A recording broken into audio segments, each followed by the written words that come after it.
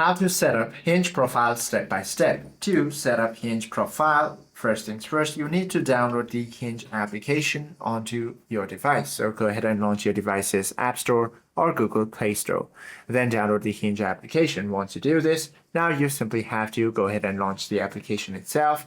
And then once you open it, you simply have to go ahead and then tap your profile icon in the bottom menu and select the edit profile option. From there, you can fill in the vitals such as your name, gender identity, and height, location, and also your age. And also add virtues and also select vices.